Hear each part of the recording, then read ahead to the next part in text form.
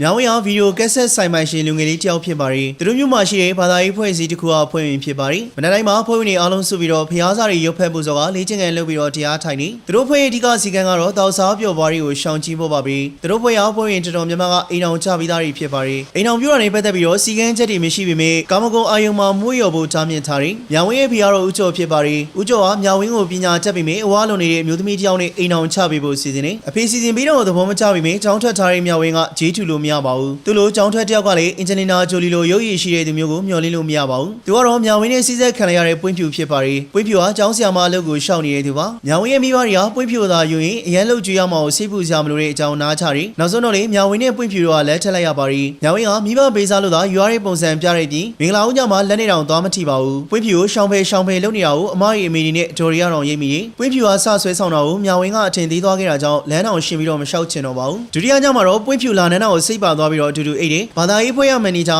အိမ်အောင်ပြုတ်ပြီးဖြစ်တဲ့အတွက်ချစ်ချစ်ခင်ခင်အဆင်ပြေနေသည့်ကြောင်းကိုနားချရီ။苗伟ရဲ့တော်ကတော့ပွင့်ဖြူကိုကြီးမဆွဲဆောင်နိုင်ရကောင်းလားဆိုပြီးတော့ပြည့်တင်နေတဲ့အချိန်မှာ苗伟ကသူ့ကိုဂရုမစိုက်တဲ့အကြောင်းပြောရီ။နောက်နေ့မှာ苗伟ရဲ့တငယ်ချင်းတယောက်အိမ်အောင်ပြုတ်တော့လင်မယားနှစ်ယောက်ပွဲသွားတတ်တယ်။အဲ့ပွဲမှာတငယ်ချင်းတွေကသူ့ကိုဝိုင်းစားနေလို့ပွင့်ဖြူနဲ့အတူတူအိတ်ရတာကငေးနဲ့တူတယ်လို့အော်ချတာကိုပွင့်ဖြူကကြားသွားရီ။ရှယ်လုံးလုံး苗伟ကိုပါရိုက်တော့苗伟ကသူ့ကိုပါပြန်ရိုက်တယ်။နောက်နေ့မနက်မှာတော့ခုလိုမျိုးမပြောရတဲ့အိမ်အောင်ကြီးမှာဆက်မနေချင်တော့ဘဲနဲ့ပွင့်ဖြူကထုတ်ဖို့ပြင်နေ။ဒါဖြစ်သူကိုတေချာအသိဉာဏ်ရှိအောင်ပညာမသင်ပေးခဲ့တဲ့ရောက်ကတိကိုပြောဆိုပြခဲ့တယ်။အိမ်ကိုပြန်လာတဲ့သမီးဖြစ်သူကိုမိဘတွေကယောက်ျားရင်ကိုပြန်သွားခိုင်းတယ်။ပွင့်ဖြူကတော့သူကိုယ်တိုင်ရှာဖွေစားသောက်နေတာကြောင့်ကြောက်သေးနေတော့မလို့ပြန်ပြောလိုက်တယ်။苗伟ကပြောခံလိုက်ရလို့မခံချင်စိမ့်နဲ့ဆောင်ဝဲပြန်ဖြစ်ဖို့ဆုံးဖြတ်လိုက်ပြီးတော့စာတင်ဖို့ကျူရှင်အပ်တယ်။စိတ်ကမကြည်တာကြောင့်အဖွဲထဲမှာသူများနဲ့စကားထများတော့ဖွဲသားတွေက苗伟ကိုဖွဲရနှင်ထုတ်ကြတယ်။苗伟ကအချိန်ရသလောက်စာချက်တယ်။ဆောင်ဝဲရက်ကိုရောက်တဲ့ခါမှာမိကုန်းတွေကိုနားမနေတာကြောင့်စာစစ်တဲ့သူစိတ်ချမ်းသာပါစီ။ကျေးဇူးတင်ပါတယ်လို့ပဲရေးခဲ့လိုက်ပါတယ်။ဒါမှသာအမက်တုံညာမရမှာပါ။ပွင့်ဖြူရဲ့ဖေက苗伟တို့ဆိုင်နာမှာတချင်းစီဒီခွေတွေလာရောက်တဲ့အတွက်苗伟တို့ရဲ့စီးပွားရေးကကျသွားတယ်။ခမီးခမက်တွေစကားများကြပြီးနောက်ဆုံးမှာတော့ယောက်ျားမိန်းမကိုဂုံပိုးပြီးတော့အပြေးပြန်ရတဲ့ပွဲမှာအနိုင်ရမရနဲ့လောင်းကြီးစားကြီးထက်လိုက်ကြပါတော့။ပွင့်ဖြူတို့လီများကကွာရှင်းမှုရုံးတက်တယ်။တရားသူကြီးနဲ့အားလုံးရဲ့ရှိမှာပွင့်ဖြူကသူ့ယောက်ျားအိမ်အောင်ပြုတ်ခဲ့တာဟာ苗伟ကိုသဘောကျလို့ဖြစ်ကြောင်းပြောတယ်။苗伟ကတော့သူ့ရဲ့မိသားစုအားဖိအားပေးလို့လက်ထပ်ခဲ့တာဖြစ်ကြောင်းကိုပြောတယ်။နှစ်ဖက်မိဘတွေကမတ်တက်ထားရလိုက်ပြီးတော့သူတို့ကတော့မကွာရှင်းစေချင်တဲ့အကြောင်းကိုပြောတယ်။တရားရုံးကမကွာရှင်းခင်မှာ6လအကြောင်းအတူတူရမယ်လို့မိန့်ချတယ်။နှစ်ယောက်သားအတူတူပြင်နေတဲ့နောက်ပိုင်းမှာတော့နှစ်ယောက်သားအချင်းချင်းနားလည်လာတယ်။ပွင့်ဖြူက苗伟ကသူနဲ့အတူတူပြိုင်ပွဲဝင်နေကြောင်းတွေးမိတယ်။လီများနဲ့ဟာရင်ကားထက်စကားပို့ပြီးတော့ပြောပြကြတယ်။苗伟တို့မိသားစုတွေကမချက်တဲ့ချက်ထားတယ်ပွင့်ဖြူရဲ့လက်ရကိုစားကောင်းနေလို့ညာပြောတယ်။ပွင့်ဖြူတီအောင်သူ့မိသားစုရဲ့ပုံစံအစစ်မှန်တွေကိုချပြပြီးတော့တက်တည်ဖို့လုပ်နေတော့သူစီကိုရဲတယောက်ရောက်လာပြီးတော့ဒါရီအင်္ဂလိပ်ဆောင်ဝဲမှာ苗伟ရေးသွားတဲ့စာကြောင်းကြောင့်ရဲကြီးကမဖြစ်သင့်တာမဖြစ်အောင်လာပြီးတော့စစ်ဆေးတာပါ။အဲ့စာကိုဖတ်ပြီးမှပွင့်ဖြူက苗伟ရဲ့စိတ်ကိုနားလေလာတယ်။ဒီကိစ္စနဲ့ပတ်သက်ပြီးတော့သူတို့နှစ်ယောက်ကတယောက်နဲ့တယောက်ပို့ပြီးတော့ဂယူးဆိုင်လာကြတယ်။ဝမ်းသားစရာသတင်းကောင်းကတော့ပွင့်ဖြူကအနားအမျိုးမှာဆီယာမအလုပ်ကိုရသွားတယ်။ကိုချတော့ဘုတ်ကိုရက်တီနိုင်တော့မှဖြစ်တဲ့အတွက်ချက်ချင်းလက်ခံလိုက်တယ်။